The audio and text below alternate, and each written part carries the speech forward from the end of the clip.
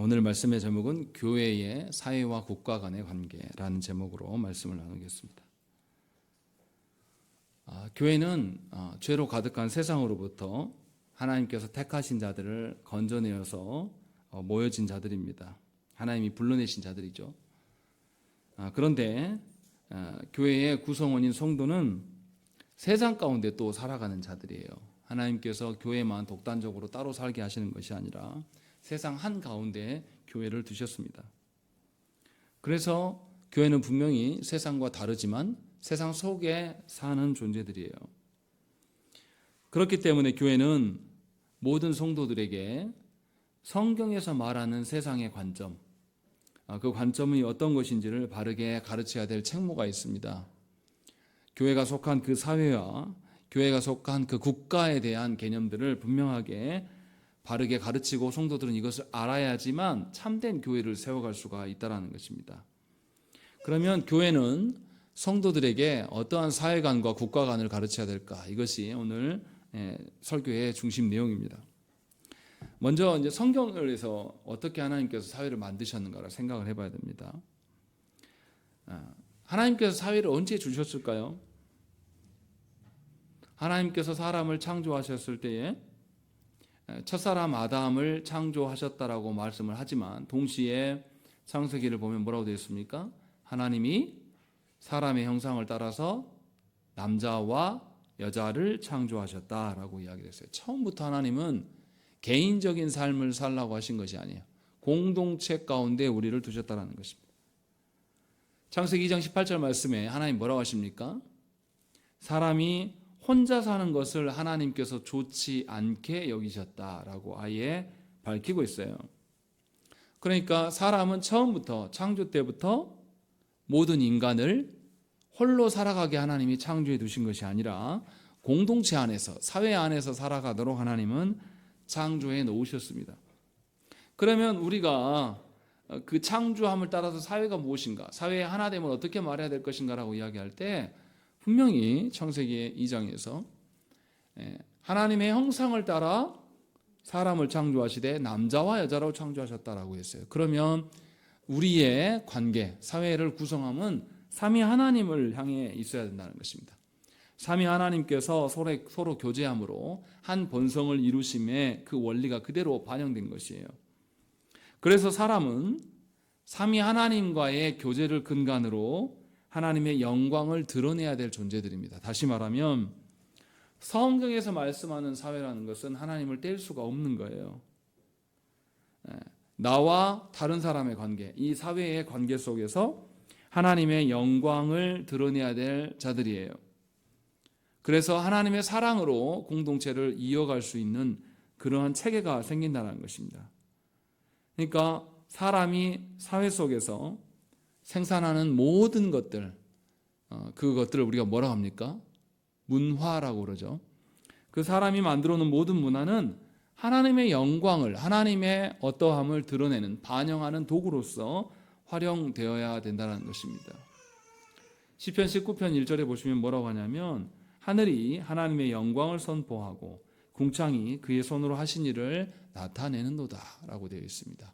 하나님이 창조하신 모든 것이 하나님의 영광을 드러내는 존재로 하나님이 창조하신 것처럼 사람이 존재하는 방식, 그 방식이 사회인데 공동체로 존재하는데, 그래서 사람이 이루는 사회도 역시 하나님의 영광을 드러내는 것이어야 된다라는 것을 분명히 성경은 드러내고 있어요. 그래서 하나님이 아담과 하와를 창조하시고 보시기에 좋았다라는 말씀을 하십니다. 이 말은 하나님이 하나님의 형상을 닮은 사람들이 공동체를, 사회를 이룬 것을 보고 보시기에 심히 좋다고 하신 그런 의미예요. 그래서 하나님이 창조하셨을 때에 아담과 하와가 사회를 이룬, 그 공동체를 이룬 것이 굉장히 선하고 아름다운 상태였음을 우리는 알 수 있습니다. 하지만 사탄의 유혹에 넘어가서 인간은 죄와 타락으로 인해서 하나님의 형상을 다 깨트려버리고 말았습니다. 그 결과 하나님이 세워놓은 사회도 무너지게 된 것이죠. 그래서 범죄하자마자 무슨 일이 일어납니까? 하나님께서 아담에게 물으실 때 어찌해야 된 일이냐라고 물으셨을 때 아담이 뭐라고 합니까? 당신이 주신 그 여자 때문에 내가 이렇게 됐습니다라고 말해요. 바로 서로의 관계가 깨져요. 책임을 서로에게 전가하고 이로 말미암아서 이 사회가 공동체가 파괴되어지는 것을 경험하게 됩니다. 그리고 아담과 하와 사이에서 난 두 아들 가인과 아벨이 무슨 일이 일어납니까? 가인이 아벨을 죽여요. 그래서 사회를 완전히 무너뜨리는 것이 그 결과로 드러난 것입니다. 그리고 가인의 후예들은 어떻게 살아갑니까? 하나님의 뜻대로 하나님의 형상을 닮은 공동체를 이뤄가는 것이 아니라 고대의 악기를 다루는 자, 고대의 용사, 이런 방식으로 사람의 힘의 논리로 사람이 만들어 놓은 문화를 중심으로 그들이 도시를 형성하고 사회를 이뤄가는 것을 성경에서 보여줍니다. 타락으로 말미암아서 우리는 하나님으로부터 독립하려고 했고, 그로 인하여서 하나님과 상관없는 인간 중심의 문화를 이루는 것이 우리의 사회의 생태계가 된 것이죠. 하나님께서는 이러한 타락한 무리들을 보호하시려고 정부와 국가를 그때부터 허락하신 거예요. 타락한 이후에 선한 사람들을 보호하시고 악한 사람들을 징벌하는 이 일들을 국가에게 명령하셨어요. 그래서 신자와 교회는 국가의 위정자들, 지도자들을 위하여서 기도하고 존중해야 돼요. 또한 국민으로서, 사회의 시민으로서의 의무와 어떤 역할들을 해나가야 돼요. 예를 들어서 뭐 세금을 내야 된다든지 아니면 국방의 의무를 져야 된다든지 이런 것들을 감당하게 된 것입니다. 이처럼 인간은 처음에 하나님께서 사회로 주셨습니다. 그것을 벗어던지고 자신이 원하는 사회로 만들고, 타락함으로 자신이 원하는 사회를 만들어서 서로를 죽이고 힘의 논리로 학살하는 이런 일들이 벌어지게 되자 하나님께서는 국가라는 제도를 주심으로 그들을 보호하려고 한 것입니다. 그래서 구원받은 성도들에게는 이중적인 본성이 있어요. 정체성이 있습니다. 하나는 하늘의 시민으로서의 본성이에요. 이 땅에 살아가고 있지만 이 땅에 속한 국가와 시민으로서의, 그 사회의 일원으로서의 살아가는 정체성을 갖고 있지만 동시에 하늘의 시민권으로서의 정체성을 갖고 있다는 것입니다. 그래서 신자의 삶은 어렵습니다. 타락한 세상 속에 살아가면서도 하나님 나라의 질서와 하나님 나라를 소망하면서 세상 가운데 하나님의 나라의 그 가치와 질서들을 소개해야 될 자로, 그 하나님 나라를 이 땅 가운데 구현해야 될 자로 하나님께서 우리를 부르신 것입니다. 그래서 이중적인 정체성을 갖고 있고 이 모든 것을 다 존중할 줄 알아야 돼요. 이 일을 하나님께서 신자에게 신자 본인의 능력으로 행하라고 맡겨주신 것이 아니라 이 일을 삼위 하나님께서 친히 도우시고 이끌어 주실 것을 약속해 주셨어요. 그래서 교회, 이 성도는 예수 그리스도로 말미암아서 타락해버린 이 사회 가운데 다시 회복의 일들을 꿈꾸면서 하나님의 형상으로 세워져야 될 사회, 하나님 나라를 전수해야 될 의무가 있는 것입니다. 그래서 교회는 세상 가운데서 천상의 교회, 하나님이 원래 약속하셨던, 하나님이 성취하시고자 하는 그 교회의 모습을 세상 가운데 보이는 그런 책무가 교인들에게, 성도들에게, 교회에게 있는 것입니다. 그러면 이제 우리가 구체적으로 이 사회가 만들어놓은, 이 국가가 만들어놓은 문화에 대해서 우리가 어떠한 태도를 가져야 될지 생각을 해봐야 됩니다. 왜 그렇습니까? 우리 시대의 교회는 이 세상의 문화를 따라가지를 못해요. 그래서 교회 안에 있는 자녀들이 세상 문화에 젖어 살아갑니다. 하나님 나라의 그 가치가 반영된 문화가 아니라 세상에 녹아져 있는 문화로 따라가요. 그래서 우리는 많은 염려를 하죠. 역사 가운데 이 문화에 대해서 보이는 태도가 여러 가지로 교회가 보여줬습니다. 우리가 잘 아는 것, 우리가 가장 익숙한 방식, 세상이 악하고 죄로 가득하기 때문에 세상의 모든 것을 교회에 들어오지 못하게 막고 교회는 세상과 분리되어야 된다라고 생각하는 이들이 있었습니다. 예를 들면 그런 거죠. 미국에 가면 그런 사람들 있잖아요. 지금도 이렇게 수염을 기르고 까만 이렇게 색 모자 쓰고 까만 옷 입고 살아가는 사람들, 이 사람들을 아미시 공동체라고 합니다. 이 사람들은 지금은 안 그러는데 자동차도 안 탔어요. 마차를 타고 다니고 핸드폰도 안 쓰고 막 이랬어요. 근데 지금은 그렇지 않다고 그래요. 지금 자동차도 타고 그런다고 합니다. 또 한국에도 그런 이상한 공동체가 있었습니다. 여러분 아실지 모르는지 박태선 목사라고 하는 사람을 중심으로 신앙촌이 있었습니다. 이 신앙촌은 1950년대부터 있었는데요. 자기들만의 공동체를 따로 만들어가지고 지금도 있어요. 홈페이지 찾아보시면 신앙촌 검색하시면 거기에서 뭐 물건을 만들어 팝니다. 그리고 이것을 잘 해서 70년대는 대통령상도 받고 했어요. 근데 이런 사람들이 있었다라는 거죠. 그래서 세상과 격리된 채로 세상의 문화를 절대 받아들일 수 없다라는 그런 방식으로 살아갔어요. 그런데 그렇게 삶이 사라집니까? 그렇게 살아가지 않아요. 특히나 우리 시대는 어떻습니까? 세속의 그 문화 속에 포함되지 않을 수가 없어요. 세상에서 살아가려고 하면 우리가 아는 어떤 은행권의 체계 안에 우리가 포함될 수밖에 없는 것이고, 그렇지 않고는 살아갈 수가 없는 구조 가운데 있다는 것입니다. 이렇게 문화를 배격하는 그런 형태가 교회 안에 있었습니다. 또 다른 종류로는 적극적으로 세상 문화에 들어가서 세상 문화를 교회에 도입해야 된다는 무리들이 있었습니다. 그래서 세상 문화와 교회가 차이가 없도록 만들어야 된다라고 주장하는 사람도 있었어요. 과거에 예수의 선교사들이 중국에 전도하러 들어갈 때 어떻게 들어갔냐면 꼭 스님처럼 들어갔어요. 스님처럼 큰 갓을 쓰고 머리를 다 밀고 스님의 옷은 비슷한 옷을 입고 지팡이를 짚고, 그래서 그것을 뭐라 하면 탁발승이라고 하는데 그 탁발승의 형태로 복음을 전하려고 했습니다. 그런데 정권이 바뀌어요. 정권이 바뀌면서 불교를 다 억압하는 정책을 핍니다. 그때 이 천주교도 함께 다 학살당해요.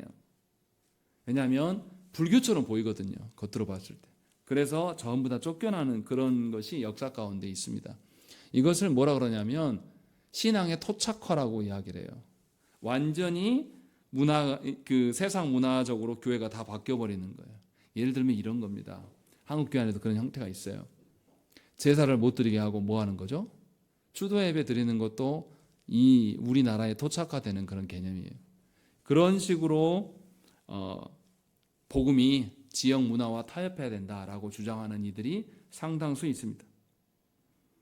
또 어떤 사람이 있냐면 세상 속에 살지만 교회와 세상을 구분하고 분리시켜서 철저하게 세상을 무시하고 정복해야 된다는 그런 자들도 있습니다. 이렇게 되면 어떠냐면 결코 교회는 세상과 섞일 수 없는 단절된 채로 살아갈 수밖에 없어요. 그리고 우리의 입장이 있어요. 우리 입장은 어떤 것이냐면 개혁파의 입장은 죄인인 그리스도인이 복음으로 말미암아서 문화를 개혁시켜야 된다라는 그런 입장이에요. 그리스도의 문화로 변혁시키고 개혁시켜야 되는 것이 교회의 역할이다라고 이야기한 것이죠. 이것은 교회가 세상과 단절을 말하는 것이 아니라 교회가 세상의 문화를 말씀으로 말미암아서 개혁시켜서 하나님 보시기에 온당한 문화로 만들어가야 될 책무가 있다는 것입니다. 그래서 예수님은 성도를 뭐라고 그랬습니까? 세상의 빛과 소금이다라고 되어 있어요. 절대 감춰들고 외딴적으로 살 수가 없다라고 말씀하신 거죠. 그래서 성도는 복음으로 말미암아 문화를 살피고 그 문화의 삶의 방편들을 개혁해야 나갈 책무가 있는 것이죠. 그로 말미암아서 세상의 질서가 하나님의 질서로 새로워지도록 만들어야 된다는 것입니다. 성경이 분명히 뭐라고 합니까? 십계명의 그 해설을 뭐라고 합니까? 하나님 사랑, 이웃 사랑이라고 말씀하고 있어요. 그리고 이웃을 어떻게 사랑하라고요? 자신의 몸과 같이 사랑하라라고 하신 것을 보면 분명하게 그리스도인들이 하나님의 말씀으로 인하여서 우리 사회의 문화를 해석해내고 그 문화의 오류와 한계가 무엇인지를 알아서 바른 길을 제시할 수 있어야 된다는 것입니다. 그런데 사실 이런 점에서 조국교회는 굉장히 회의적이죠. 이럴 만한 과연 능력이 우리에게 있는 것인가? 그러려면 어떻게 해야 되겠습니까?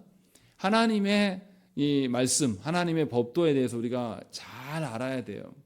하나님 말씀하시는 하나님 나라의 질서가 무엇인지를 알아야지만 세상의 문화를 평가할 수 있지 않겠습니까?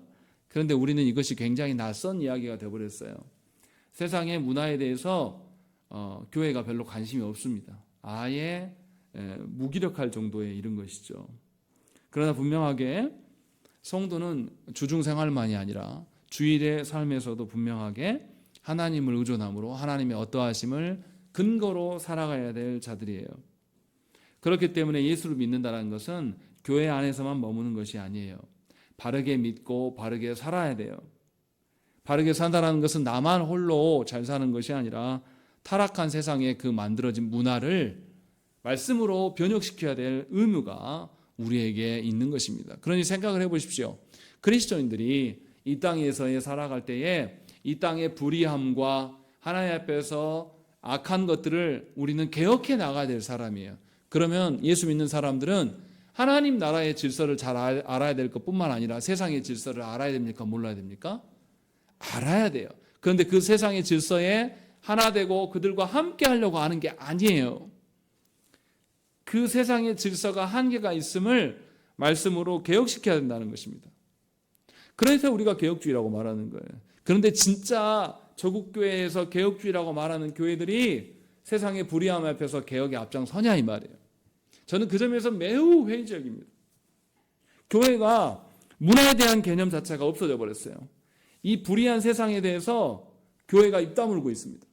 오히려 정치권에 힘이 되어줄 때가 있고 오히려 거짓된 일에 앞장서는 경우가 훨씬 많아요. 그런 점에서 우리의 교회의 그리스도인들의 문화관이 어떠한신가를 우리가 살펴야 한다는 것입니다. 분명히 이 문화를 개혁시키지 않고는 사회를 하나님의 선하신 뜻대로 이루어갈 수가 없다는 것입니다. 자, 하나님께서 그러면 국가를 어떻게 봐야 되냐라는 것을 우리가 한번 생각을 해봐야 됩니다. 하나님께서 창조 시에 사람을 공동체 가운데, 사회 가운데 만들어 두셨습니다. 그런데 하나님이 갑자기 어떤 시점에서 국가를 허용하시기 시작해요. 왜 그랬습니까? 앞에서 밟힌 것처럼 국가가 없으면 사람이 타락해서 힘의 논리로 사람을 죽이고 학살하는 일들을 빈번하게 된다는 것입니다. 그래서 하나님은 모든 권세를 하나님이 허용해 주시고 다스리도록 명하십니다. 그래서 로마서 13장 1절 말씀에 뭐라고 합니까? 각 사람은 위에 있는 권세들에게 복종하라. 권세는 하나님으로부터 나지 않음이 없나니 모든 권세는 다 하나님께서 정하신 바라라고 이야기합니다. 그러니까 국가의 권세도 누가 정하신 거라고요? 하나님께서 정하신 거예요. 그래서 국가는 하나님에 의해서 시작된 것이에요. 세상 사람들은 국가를 어떻게 보는 것이죠? 사람들의 필요에 따라서 사람들이 합의해서 만든 것이 국가다라고 세상 사람들은 말해요. 그러나 성경의 입장은 뭐냐면 처음부터 하나님께서 교회와 국가를 만드셨다라고 이야기를 해요. 그래서 성경에서는 두 왕국을 이야기한다 이렇게 해요. 세상 나라와 하나님 나라. 그래서 두 왕국론이 우리의 개념이에요. 로마서 13장 4절 말씀에 그는 하나님의 사역자가 되어 네게 선을 베푸는 자니라. 그러나 네가 악을 행하거든 두려워하라. 그가 공연히 칼을 가지지 아니하였으니 곧 하나님의 사역자가 되어 악을 행하는 자에게 진노하심을 따라 보응하는 자니라. 이렇게 말씀해요. 국가의 권한이 있다라는 거죠. 국가는 권선징악을 행하는 그런 칼을 하나님께서 부여하신 자들이다라고 이야기를 해요. 사도 바울 시대에 바울은 어느 나라에 압제당하고 있었죠? 로마의 압제 가운데 있었습니다. 불의한 로마의 압제 가운데 살아가는 바울은 놀랍게 로마서의 말씀에서 하나님께서 국가에게 칼의 권세를 주었기 때문에 국가의 다스림에 어떻게 하라고요? 순종하라고 가르치고 있다는 것입니다. 물론 국가가 정당한 이유 없이 무력을 사용하거나 사람을 학살하는 것, 거기까지 순종하라는 뜻은 아니에요. 국가는 분명히 하나님께로부터 나왔어요. 그래서 모든 권세는 하나님을 향해 있습니다. 그래서 국가가 취해야 될 태도는 하나님의 뜻대로, 하나님의 질서대로 생명을 존중하고 생명을 보호하는 그 기능으로서의 권세를 갖는 겁니다. 이러한 국가 앞에서 성도는 순종하는 것이에요. 예수님 뭐라고 하셨습니까? 가이사의 것은 가이사에게, 하나님의 것은 하나님께 드려라 라고 분명하게 말씀하시면서 국가의 존재를 인정하셨고 성도가 성도로서만이 아니라 시민으로서의 의무도 감당해야 될 것들을 분명하게 밝히셨습니다. 인간이 타락함으로 말미암아 인간 스스로 범죄하지 않고 서로를 존중해주며 보호할 수 있는 능력이 우리에게는 없어요. 그래서 하나님께서 국가를 만들고 국가에게 권세를 주므로 질서를 세우고 교회를 보호하도록 하나님께서 국가를 만드셨습니다. 그러니까 국가, 정부가 필요한 이유는 인간의 죄와 악을 억제하기 위하여서 필요한 것이에요. 어떤 국가 권력을 개인의 사유화시켜서 개인을 위한 그런 국가가 만들어지면 안 된다는 것입니다. 그래서 그리스도인들은 독재에 항거해야 돼요. 그래서 국가 권력이 사사로이 사용되는 것에 대해서 교회는 분명하게 바른 소리를 낼 수가 있어야 되는 것입니다. 우리나라의 역사에서도 독재 기간 동안에 개신교가 독재자들에게 충성하면서 국가 조찬 기도회를 통해서 그들에게 헛된 허망한 것들을 심어준 것은 회개해야 될 문제예요.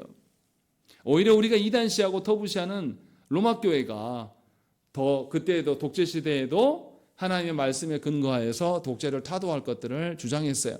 최근에 벌어지는 일들을 보십시오. 윤석열 정부가 개인 사유화시키는, 국민을 위하여서 일하는 것이 아니라 개인의 야망을 위하여서 행하는 것에 대해서 종교단체들이 다 일어나서 시국선언을 하고 있는 실정이에요. 그런데 교회가 무엇을 하고 있는지 잘 생각을 해봐야 돼요. 정말로 이 국가가 하나님의 질서 가운데 세워져 가고 있는가?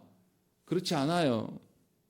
우리가 알다시피 이 정부가 들어서면서 노동법도 바꾸지 않습니까?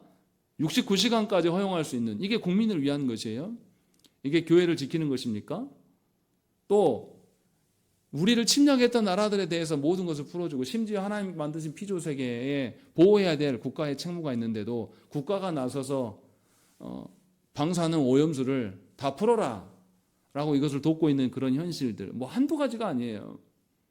그리고 이 정부 들어서면서 돈이 있는 자들, 대기업들을 위하여서는 모든 세금을 다 감면해주고 서민들이 쓰고 있는 모든 것들, 우리가 아는 것처럼 전기나 가스나 전부 다 올리고 있지 않습니까? 역대급 정부에서 이렇게 많이 올린 정부는 없어요. 어떤 대책도 없이 이런 일들을 하고 있는데도 타락한 교회가 이런 정부에 수종들면서 이 정부를 찬양하는 것은 성경적인 국가관을 가진 자들의 모습이 아니라는 것입니다. 분명히 하나님의 질서에 부합하는 것이 드러나야 돼요. 이것이 국가의 존재 이유라는 것입니다. 그래서 성도는 국가에 대해서 합당한 태도를 취해야 됩니다. 중세시대에 로마 교회가 타락했을 때 국가와 교회의 경계가 없어졌습니다. 그래서 교황청이 국가를 통치하면서 권한을 남용했어요. 교황이 어떤 국가의 수장, 그 위정자를 이단으로 정죄하면 그 국가의 왕권도 빼앗을 수가 있는 그런 힘을 가졌을 때가 있었습니다. 그로 인하여서 많은 문제들이 생겨났고 그러한 교회의 권력이 심해지니까 십자군 전쟁도 일어난 거예요. 정신을 못 차리고 교회가 모든 세상 권력까지 다 차지하려고 했을 때가 있었습니다. 또 그 반대의 경우도 있어요. 우리가 보고 있는 그 여호와의 증인들, 그 사람도 어떻게 합니까? 군대를 갑니까? 안 갑니까? 집총을 아예 거부해요. 이렇게 한 것이 우리 시대만 있는 이야기가 아닙니다.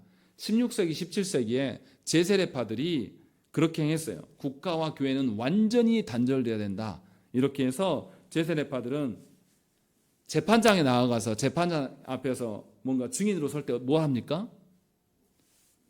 선언을 해요. 선서를 한단 말이에요. 이 선서 제세례파들은 안 했습니다. 거절했어요.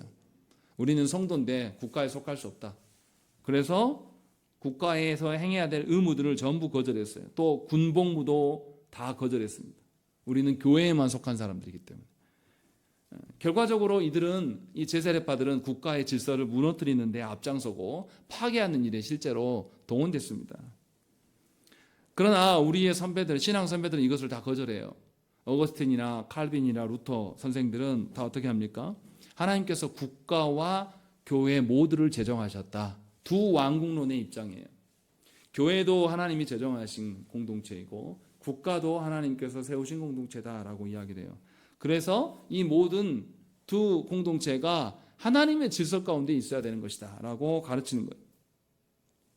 그래서 그리스도인들은 시민으로서, 국민으로서 국가에서 행하는 그 일들에 참여할 수 있다는 것입니까? 없다는 것입니까? 있어요. 그런데 교회가 시민으로서 개인이 국가에 참여할 수 있는 일은 가능해요. 교회가 국가를 전복시키는 것이 가능한 겁니까? 가능하지 않은 것입니까? 이건 옳지 않은 거예요. 최근에 정광훈 씨가 나서서 국민의힘을 향해서 니네 말 안 들으면 표 안 줄 거야 이렇게 말하는 거는, 이 사람이 자연인이면 그냥 교회의 직분자가 아니라 본인 혼자 떠벌리고 다니는 것은 괜찮아요. 그럴 수 있어요. 그런데 이 사람 스스로 뭐라고 합니까? 본인이 목사라고 하면서 정치에 참여해서 교회의 힘으로 정치를 뒤흔들려고 하는, 이것은 악한 태도입니다. 하나님께서 세우신 질서를 다 깨트리는 거예요. 이것은 온당한 태도가 아닙니다. 그래서 신앙고백서에서도 그리스도인 개인이 국가 공직을 참여하는 것에 대해서는 합법적으로 참여할 것들을 말해요. 불법과 힘의 논리로 하지 말고 하나님의 질서대로 참여해서 하나님의 영광을 드러내라라고 분명하게 밝힙니다. 여기에서 중요한 것은 그리스도인 개인이 국가의 공직 활동에, 또 국가의 정치에 참여하는 일에 있어서 중요한 것은 경건과 정의를 이루기 위한 목적에만 있어야 된다는 것이에요. 어떤 세상의 힘의 논리로 거기에서 참여해서 국가를 힘의 논리로 다스리려고 하는 태도는 옳지 않다는 것입니다. 그래서 국가는 항상 공의롭고 하나님 앞에서 합당하고 정당해야 될 일들만 행해야 되는 것입니다. 그러면 이제 우리가 마지막으로 생각해 볼 게 있어요.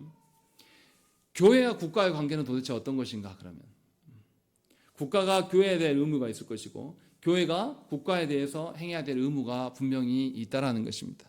이것을 우리가 잘 알아야 돼요. 먼저 교회에 대한 국가의 의무에 대해서 우리가 한번 생각을 해봐야 돼요. 성도 개인 간의 태도 말고요, 교회와 국가 간의 관계가 어때야 될지 우리가 생각을 해봐야 됩니다. 국가는 교회가 온전히 경건의 일을 하도록 협력해야 될 존재예요. 교회를 군림하고 교회의 일들에 간섭하면 안 됩니다. 교회에 독립적인 일들이 있어요. 그게 뭡니까? 예배를 드리고 말씀을 전하고 성례를 시향하고 교회 안에 천국 열쇠를 열고 닫는 것, 이게 뭡니까? 성도를 받거나 그를 출교시키는 것, 그런 일들. 신앙에 관련된 모든 재반의 일을 국가가 관여하면 됩니까? 안 됩니까? 안 돼요. 이것은 교회의 본연의 임무예요. 왜요? 하나님께서 교회에게만 허락한 일이기 때문에 그렇다는 것이죠. 그리고 무엇보다도 세상 어느 곳에서도 하늘의 복, 하나님의 어떠하심을 확실히 증언하는 기관은 국가입니까? 교회입니까? 교회밖에 없어요.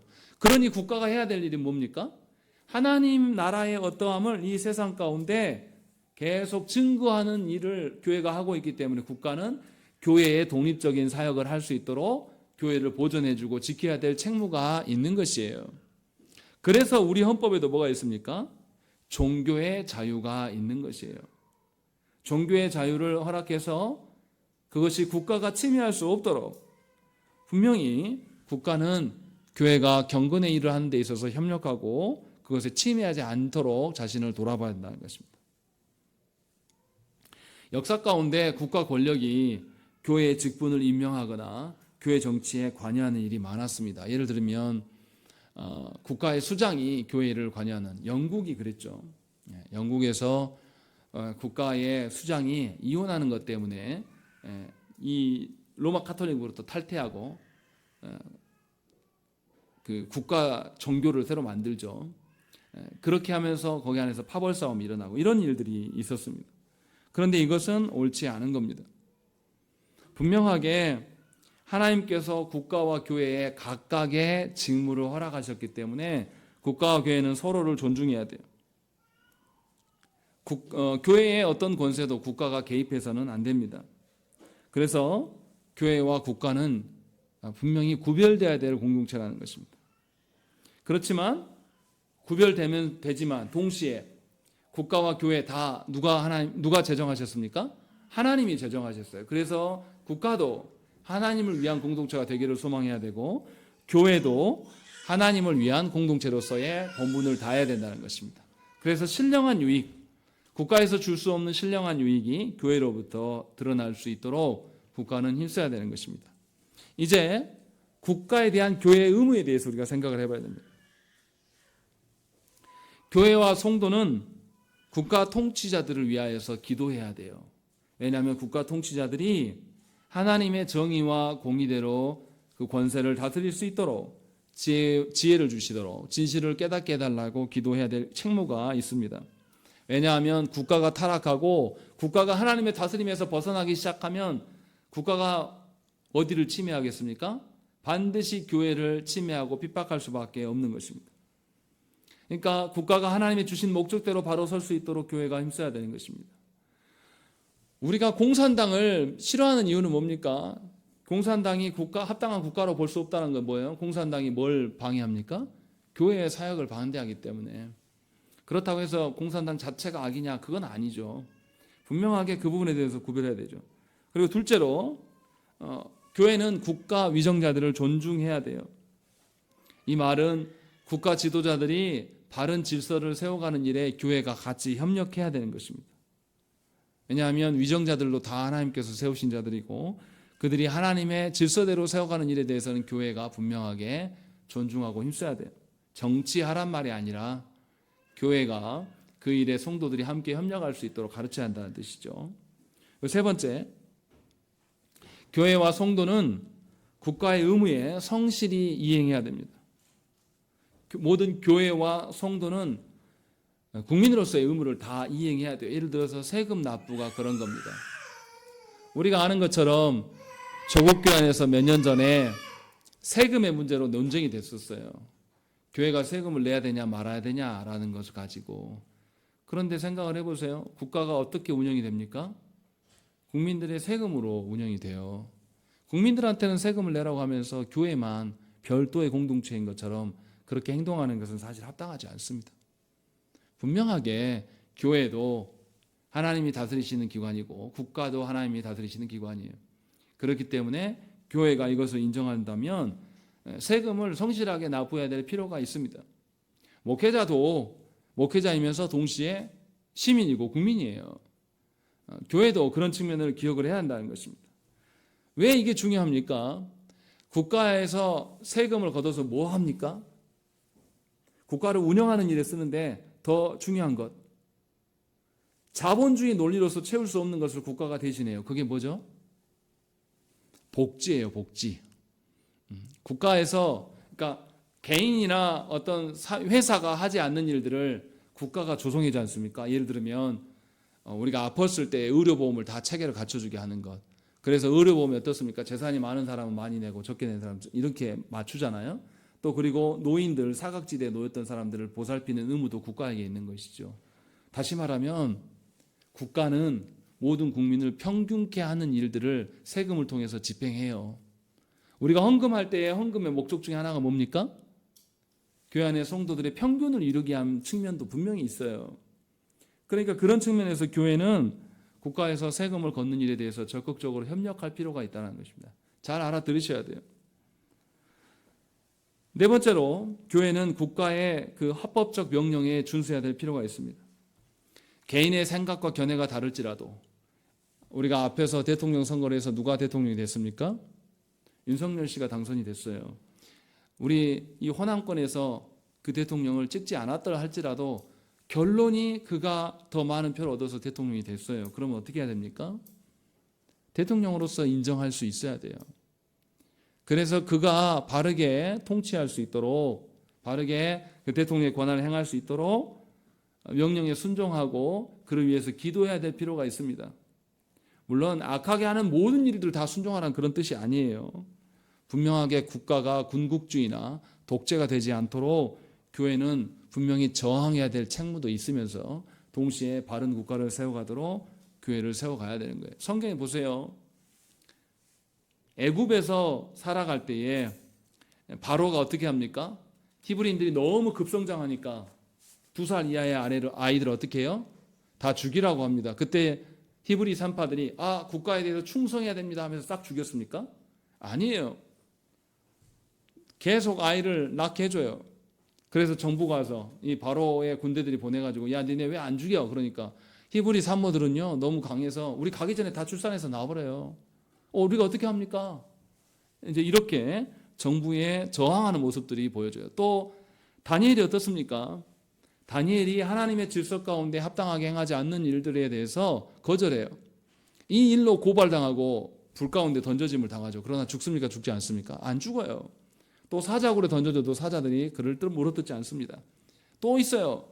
우리가 아는 모르드게, 에스더서에 보면 모르드게가 어떻습니까? 온 히브리인들이 죽을 위기에 놓였을 때에 모르드게가 가만히 있지 않아요. 자기의 조카 에스더를 찾아가서 왕에게 가라 라고 명령해. 처음에 에스더가 갑니까? 안 가요. 나 가면 죽어요. 이게 국가법이에요. 그런데 모르드게가 뭐라고 합니까? 네가 여왕 되면 이때를 위함이다. 너 아니고도 하나님은 다르게 구원하실 수 있다. 이렇게 권면하면서 분명히 저항할 것들을 분명히 알려줍니다. 그러니까 우리가 잘 알아들어야 돼요. 성경에서 교회가, 성도가 국가의 무조건적인 순종을 말하는 것도 아니고 성경에서 무조건 교회가 국가에 저항하라고 말하는 것도 아니에요. 분명한 기준의 원리는 하나님의 통치와 다스림의 질서로 인하여서 국가가 바로 세워질 수 있도록 교회가 역할을 하라는 것이죠. 그래서 교회는 국가에 대한 책무가 있어요. 국가 또한 하나님의 세우신 기관으로서 교회에 대한 책무가 있는 것입니다. 그래서 서로의 영역을 넘보지 않으면서도 서로가 합력하여서 하나님의 온전한 질서를 세워갈 때에 하나님이 주시는 평화와 하나님의 다스리심이 이 땅 가운데 세워져 가는 것입니다. 그러니 우리는 위정자들을 위하여서 합당하게 기도해야 되고 우리 자녀들에게 합당한 국가관을 가르쳐야 됩니다. 또한 동시에 이 사회가 만들어둔 문화에 대해서도 우리 모두가 관심을 가져야 돼요. 자녀들이 익히고 누리고 있는 문화들을 살펴보면 반성경적이고 하나님을 대항하는 것들이 상당수가 있습니다. 그런데 먼저 산 우리들이 자녀들에게 그 대한 문화를 만들어주지 않았어요. 저 어렸을 때만 해도 세상의 문화가 앞섰습니까? 교회의 문화가 앞섰습니까? 교회의 문화가 훨씬 앞섰어요. 그래서 안 믿는 아이들이 교회에 들어와서 놀려고 했어요. 문화가 앞섰으니까. 우리는 그때부터 아무것도 안 한 거예요. 우리 책임이에요. 우리 자녀들이 세상에 걸그룹 댄스를 추고 있고 세상의 문화에 흠뻑 젖어가지고 이것이 하나님이 말하는 성인지 아니면 하나님의 아름다움인지를 구별을 못하고 거기에 푹 빠져 있는 것은 먼저 믿은 우리들의 책임입니다. 그래서 교회가 분명하게 합당한 이 사회에 대한 인식 또 국가 간에 대해서 바르게 정립하고 가르쳐야 될 책무가 우리 모두에게 있습니다. 그런 점에서 우리가 속한 조국교회는 현저하게 이 부분에 대해서 직무유기하고 있는 것입니다.